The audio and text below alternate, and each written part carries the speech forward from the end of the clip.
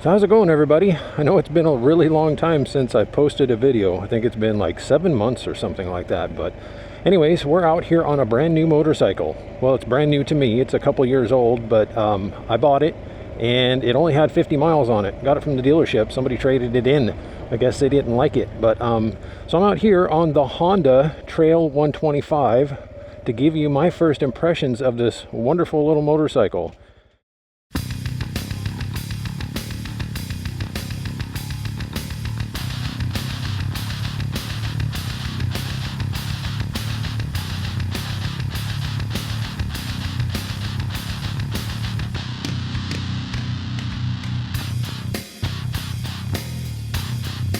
Initial impressions, like every Honda that I've ever owned in my entire existence. I don't know, it's like 6 or 7 or 8 of them. I can't remember. It's been a lot. But the quality of the build, obviously, guys, is top notch. I mean, it is Honda, and we all know how well Hondas are built. When I first got on the bike and I looked at it in the showroom, I was really impressed with how well it was built. And it's not cheap.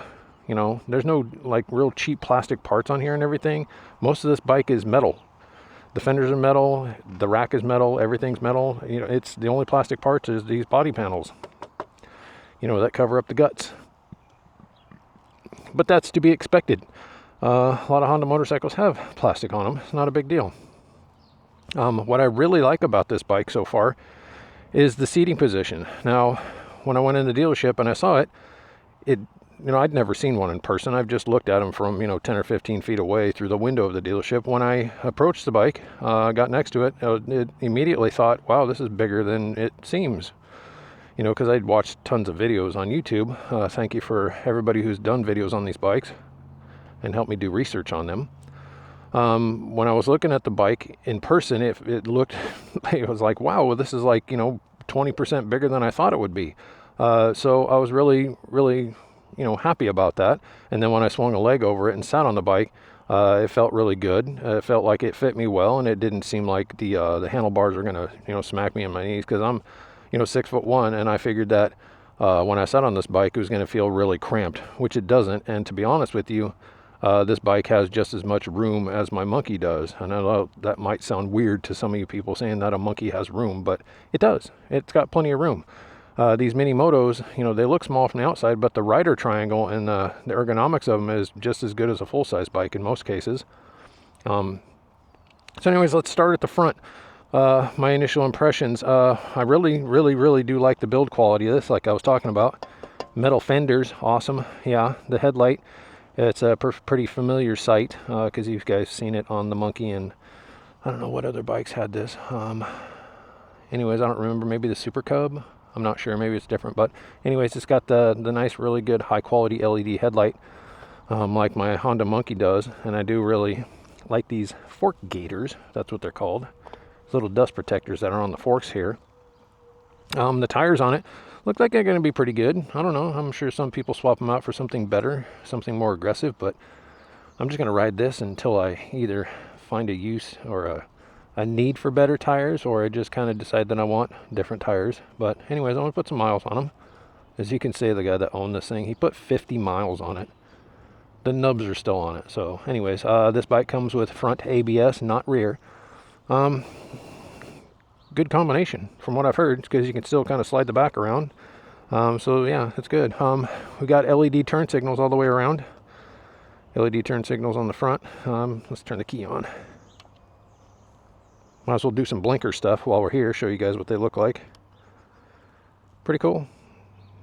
Dig it. Typical Honda quality. I like the fact that they did go with LED bulbs and everything, and not regular old incandescent stuff. Anyways, coming around here, we do have, this is kind of, a lot of people don't like this gauge cluster that is on here. It's a lot like the Monkey, but it's just a little bit, different.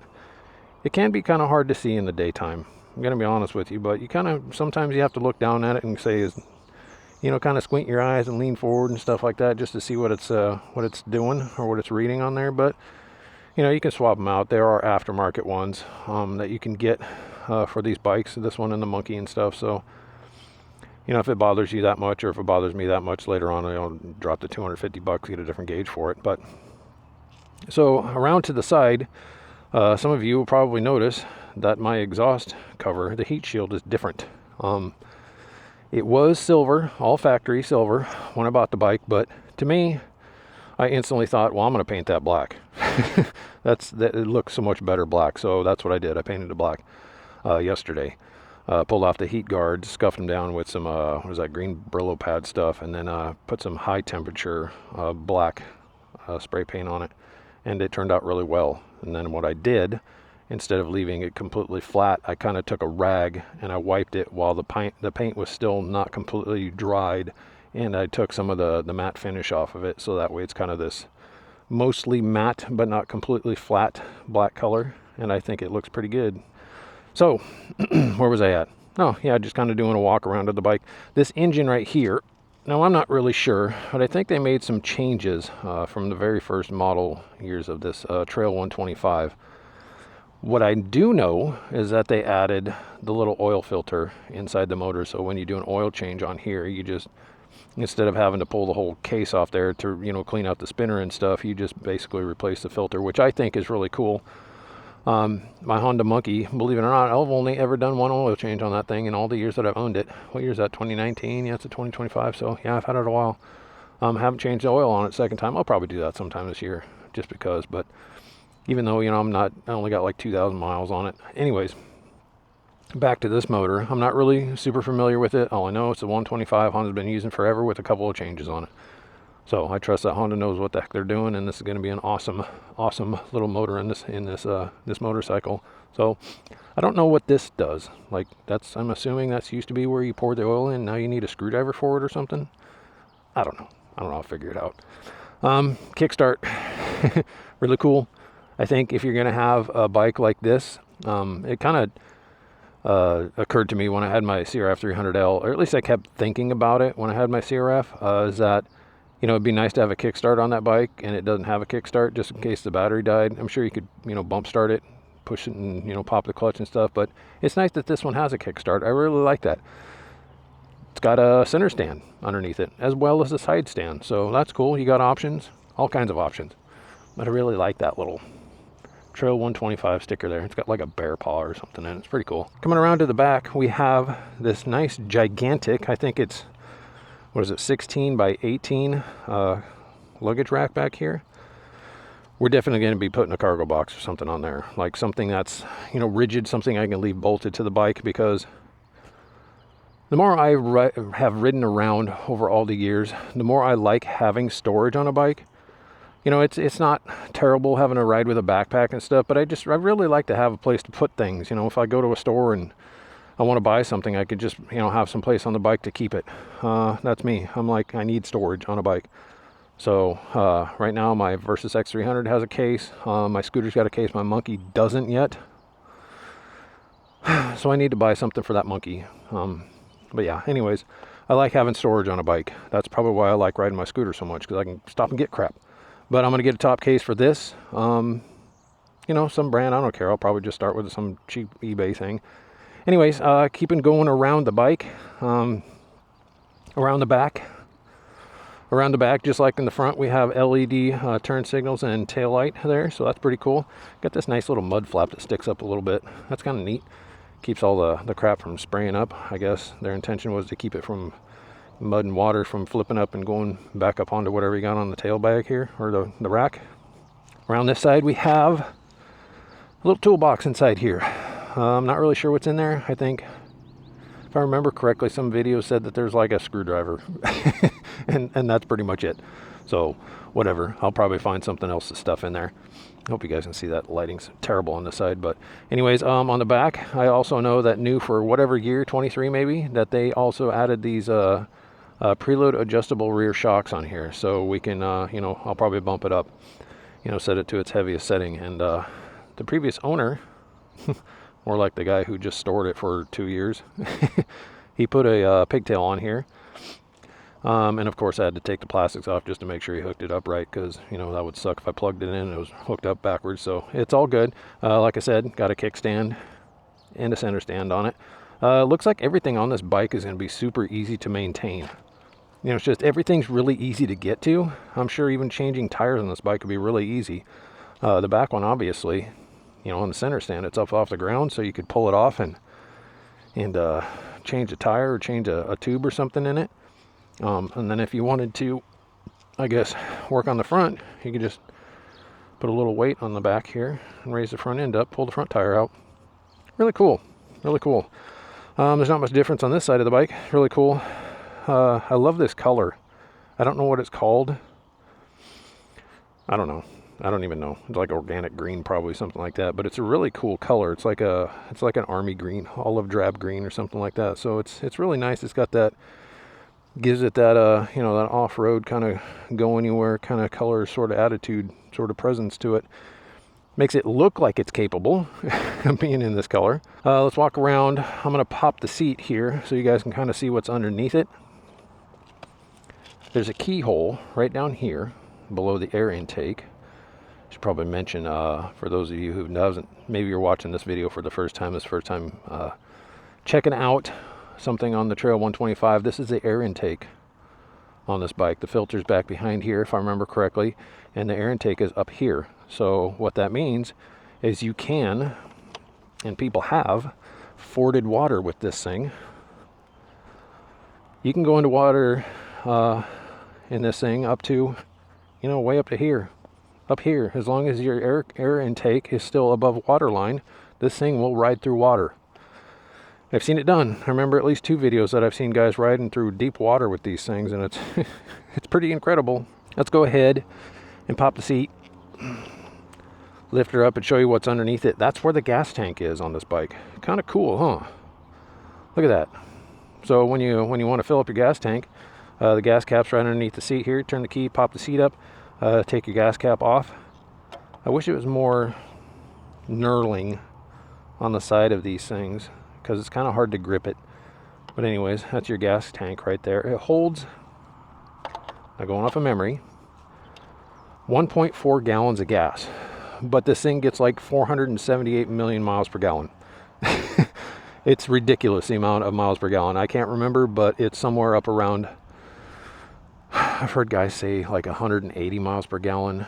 I'm going to say minimum 120 miles per gallon. So you could probably, depending on where you're riding, you could probably get close to 200 miles on a tank of gas.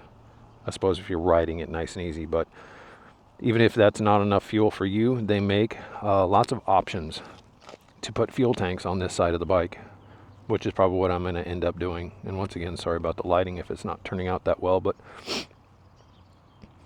so yeah, there's lots of options for fuel tanks, and there's just lots of options for all kinds of things on this bike. There's a little, in case you're wondering, this little Allen wrench down in here. It's a pain in the ass to get it out. That's why there's a couple little scuff marks right there, because I was trying to pry it out of there with a screwdriver and a key. It's hard to get that stupid thing out of there, but I think that's like a 5mm Allen wrench, and what that's for is not only for taking off all your body panel screws and things like that, but it's also to get inside this little toolbox up in here. There's a 5mm Allen bolt right there to access the tool case in case you needed to, but it's also very handy for working on body panels and things. Mine's missing the little pop rivet right there. The guy who installed this forgot to put that back in there, or lost it or something. Maybe it broke. They break easy. I don't know. I just went and ordered another one. I don't blame him. You know, I broke those stupid things before. Anyways, that's all that's underneath the seat. So that's your gas tank. So what do I think about the bike overall? Well, from the little bit of riding that I've done on it, it's weird. It's a quirky bike. I think I'm gonna really like it once I get used to how to shift this thing, because I'll be honest with you, I suck at the shifting. And the upshifting is okay. I'm okay with the upshifting, but just downshifting and when coming to a stop. The thing about it is this bike, like the clutch is built into the shifter. So it's not a clutchless transmission. It's a semi-automatic. So here's how I think it works from riding it. Now, I haven't looked up any videos. Somebody can probably explain this better than I can, but when you're riding the bike, like say all the way down at the bottom right here, this is neutral all the way at the bottom. So when you pop it into first, you can go like this into first, but you can rev the engine and it's not actually engaged. The engine and the gears will actually engage when you start to let off of the pedal. So think of the travel of this arm is the actual clutch part. So it's really weird. I have to get used to it. It's strange. If you've never ridden one of these bikes before, and you like when I took off from the dealership, started riding away, it was no problem. First, second, third, fourth, whatever. But when I started shifting down to come to a stop, and I'd drop it into gear, I'd just let my foot off. I'd push it back down to shift into like third or second, and then just let my foot off right away, and the bike would really jerk, because I don't know what the hell I'm doing. I'm figuring out though. Figuring out and enjoying it. So anyways, what I really like about the bike from just having bought it recently, it rides really well. The ride is really nice. It's faster. I'm going to say this. People will probably disagree, but this bike is quite a bit faster from 0 to 40 than I thought it would be. Now, I've only had it up to maybe 45 miles an hour. I haven't done like a top speed run because I'm trying to be easy on it and break it in nice and everything. But from what I read and heard, that these bikes are basically gutless pigs. And I'm going to compare this to my Honda Monkey and tell you they're about the same, to be honest with you. I mean, once this bike gets broken in, then I'll kind of do like a top speed run and see how it fares against my Monkey, which is very well broken in.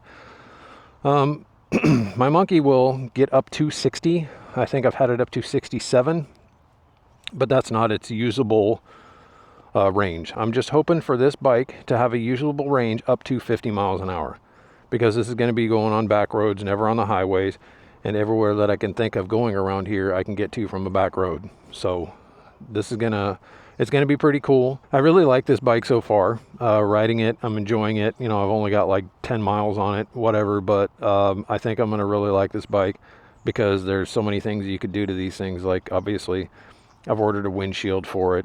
No, it's really cool. You can get stuff really super cheap for this thing too. I got a windshield, front rack. What did I get? Like the little rack that goes in the middle here, where you can, kind of store things and put stuff on that little rack right there. And then the little USB charger thing that I ordered for this port right here. But I think I only spent like $150 so far on stuff for this bike. So I'm hoping that I'll get it kitted out and get used to the bike and be able to go hit some dirt roads and do some videos on it, doing stuff like that. So anyways, everybody, thank you for stopping by and watching the video and listening to me ramble on about this little bike. I'm really liking it so far. It's a great color, great bike, great ride, great experience so far. So anyways, thanks for stopping by the channel. Stick around. I'm going to post some more videos about this and my other bikes. I've really been meaning to get back to doing the moto vlogging thing. So do me a favor, hit that like button, subscribe if you're not already, and leave a comment down below. Do you own one of these things? What do you think of them? Let me know. Let's talk. Thanks a lot for watching, and take it easy. Have a good day. Ride safe, and we will catch you on the next one.